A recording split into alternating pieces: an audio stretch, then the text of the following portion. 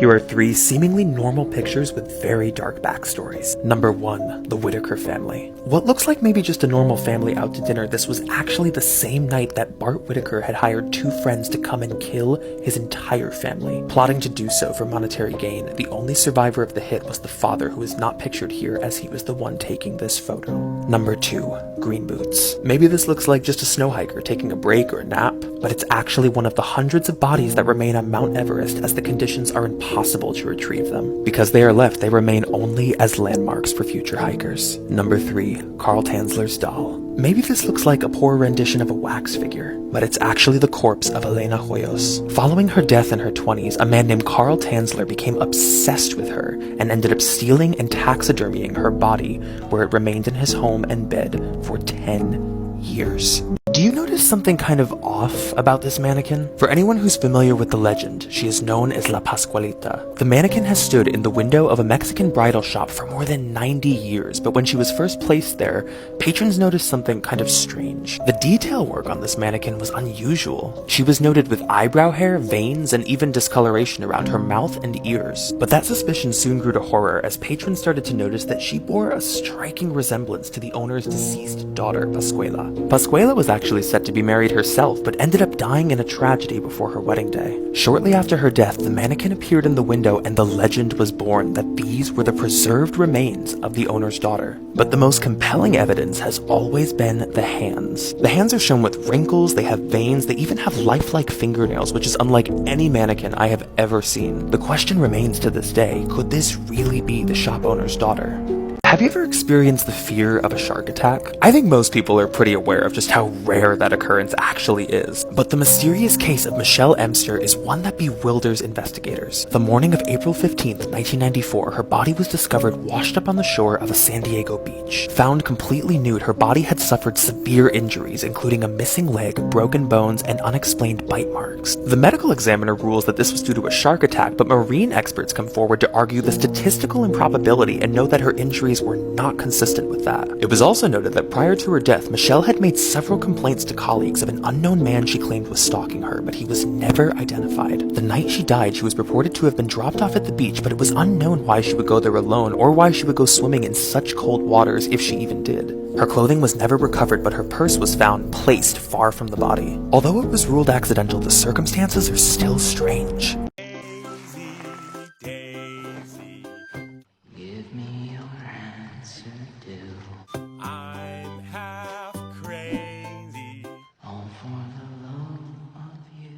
What is it that the rich and elite all have in common? Musicians, world business leaders, even US presidents. They all attend the Bohemian Grove. But before I get into this video, if you want a full-length video on the Bohemian Grove, I'm going to post one to my YouTube. If you want to subscribe, the link is in the bio. Okay, so the Bohemian Grove refers to a secretive members-only retreat that hosts a yearly gathering in the woods of California. This secret society is exclusive to only men and has been in existence since 1872. During the encampment, the events that take place are kept hidden from the public and outside photography is strictly forbidden. However, there have been various photos and videos that have leaked through the years showing unusual gatherings and unexplained rituals. The grounds are protected by a year-round security team and very few outsiders have ever been able to get inside. The mystery of these rituals is one that perplexes the outside world. So why do the richest men of the world partake in the Bohemian Grove? There is no way that you didn't see a trailer for this back in 2019. The Curse of La Llorona was one of the highest grossing horror films of the entire year. The film capitalized on the Latin American legend of the woman who drowned her children and then herself in a fit of rage when she found that her husband was seeing another woman. According to the folklore, she was trapped in a state of purgatory, just doomed to roam the earth as she wept while she would look for children she could steal to replace her own. Although the legend of her ghost is known throughout various parts of Latin America, it is very deeply rooted in Mexican culture, the story often being told to children as a way to encourage them not to wander off in the dark or she'll come for them. Throughout the years, the mystery around this legend has been popularized time and time again, and there are many people who have claimed to see, hear, or even capture her on film. For those who grew up hearing the legend of La Llorona, the fear of seeing her at night is very much real. Also, if you are loving Creep Time, make sure that you subscribe to my YouTube channel with the link in the bio. What's the first thing that you think when looking at these pictures? For anybody who has childhood memories of Televisa and Channel 5, this was part of a nightly broadcast as a PSA to show missing people throughout the late 90s. But this is the photo that caught everyone's attention, Celine Delgado. Audiences noticed there was something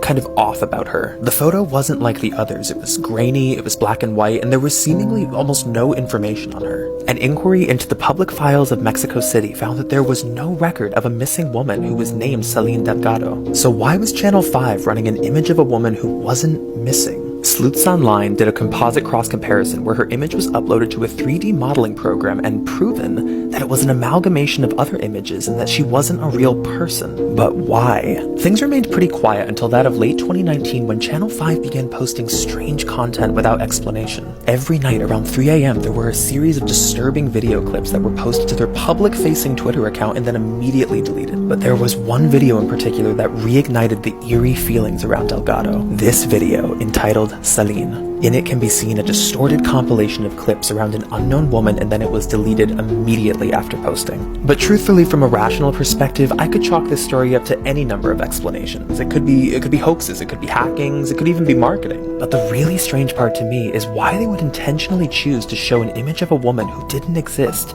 and do so quietly for so many years. This is True Crime by State. Today we are starting with Alabama. I'd completely forgotten this story took place in Alabama at all. It is insane. This is the case of Dr. Amy Bishop. Dr. Bishop was a highly credentialed Harvard graduate who went on to be a biology professor at the University of Alabama. She was known to be standoffish. She had a lot of difficulty socializing with other colleagues in the department. She also had an incredibly dark past. When she was 15, she accidentally shot and killed her brother in their home with a family rifle during an argument. But following that acquittal, let's move forward a good number of years. This is February 12th, 2010. She had just been denied tenure at the university, and this would be her last semester. She was effectively non-renewed. She was fired. So on that February morning, Dr. Bishop teaches 2 classes for biology and then goes to attend a faculty meeting. So everyone is sitting at a conference table, and about 40 minutes into the meeting, she stands up in silence, turns to her side, and fires a 9mm execution style around the room. 3 of those professors are killed instantly, 3 more are wounded, and at some point her gun stalls, which gives them an opportunity to wrestle her, and they get her out of the room and they lock her out. Bishop is apprehended very quickly, and she's in complete denial of what she just did. She doesn't even understand that people are dead. She can't accept it. She was later charged with capital murder and narrowly escaped prosecution for the death penalty under a plea deal. The case of Dr. Bishop has haunted the university for years as to how someone who was capable of such atrocities was seemingly able to fly under the radar as more than just normal, but actually exceptional in academia. This is True Crime by State. Today we are covering Alaska. I went through a lot of cases for Alaska, but there was nothing that compared to Robert Hansen. Outwardly, Robert was a pretty successful person living in Alaska throughout the 70s and 80s. He owned a bakery, he had his own home, he even had a small private plane, and was a pretty accomplished hunter. But Robert had a dark past. He grew up with severe acne and a horrible stutter, and was often the subject of ridicule and rejection from the girls he liked. But in his twisted mind, that rejection bred a lifelong justification for revenge. It was routine for Robert to abduct young women in his car and then bring them home where they were tortured and assaulted. He'd then fly them on his private plane to a remote location to then release and hunt them through the woods as if it was sport. But it all changed with Cindy Paulson. When Cindy was captured, she was tortured and then handcuffed, and then she was brought to board his plane. While he was in and out of the car while loading the cockpit of the plane, she saw her chance. He had left the door unlocked. She kicks off her shoes to leave them in the car as evidence, sneaks out the driver's side, and makes a run for it. She gets away, but when found by police, they start to discredit her accusations because she's a sex worker and he's a well-liked community member, and they don't want to believe her. But she had specific knowledge of the plane and this hunting ritual, which matched an already open investigation, so they approved a search warrant. This uncovered almost all of the evidence they needed to link him to numerous bodies that were found on those hunting grounds. His sentencing would keep him in prison for the rest of his days. But if it hadn't been for Cindy, there's no knowing how long he would have gone on killing.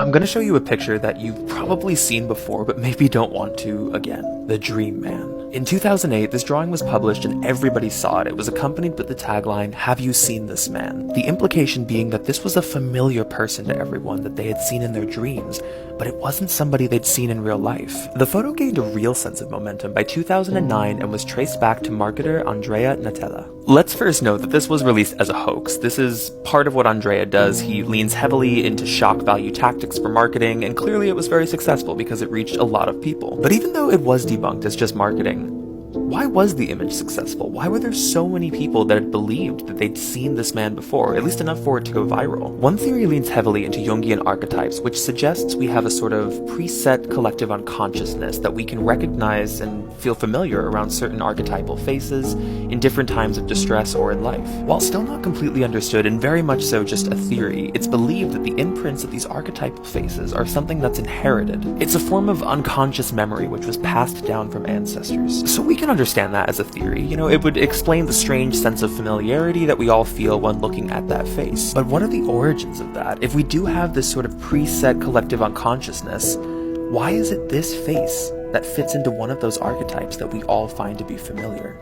This is True Crime by State. Today we are covering Arizona. I know everybody thought I was going to do Jody on this, and I will do a video on her story, but this story floored me. This is the story of Phoenix, Arizona man Scott Falater, otherwise known as the Sleepwalker. On the night of January 16th, 1997, a neighbor wakes up to the sounds of screaming coming from next door. He then witnesses Scott dragging his wife of 20 years as her body lay lifeless and bloodied, and then pushes her head under the water of the backyard pool. Police rush to the scene and pull her out of the water and find that she had been stabbed 44 times. They find Scott right up the stairs and arrest him in the house and then usher his children to safety. The initial story, when he kind of comes to, is that he was in a deep state of sleepwalking. Okay, so you hear that, and the first thing you think is, this is bull. This is bull. But corroborating reports from his family and friends do indicate that he has a severe struggle with sleepwalking, and his defense actually goes on to argue this in court to plead for his innocence. Although the defense testimony is compelling, there is a witness that comes forward that says he saw him trying to calm down the family dog during the murder, which they believe can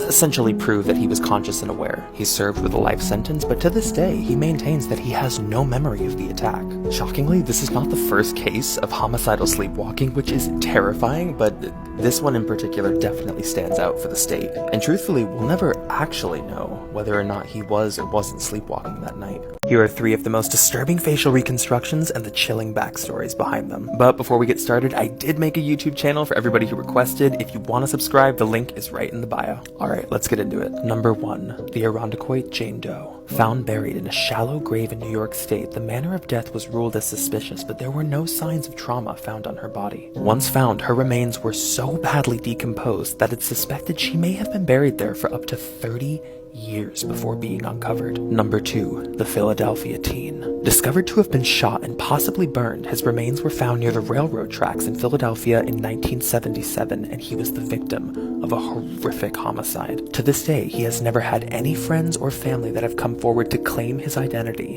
and he remains unknown. Number 3. The Swimsuit Boy. He is one of the only unidentified bodies to come from the Dean Corll serial killings. Discovered buried beneath the shed, among others, his remains were wearing a multicolored swimsuit, hence the name. And it's not at all that this is a bad reconstruction. It's actually unsettling to me because it's pretty good. When you're looking at it, it's almost like the eyes are looking right back at you. It's that realistic. But what makes it all that more eerie is that it's linked to a missing boy that no one has ever claimed.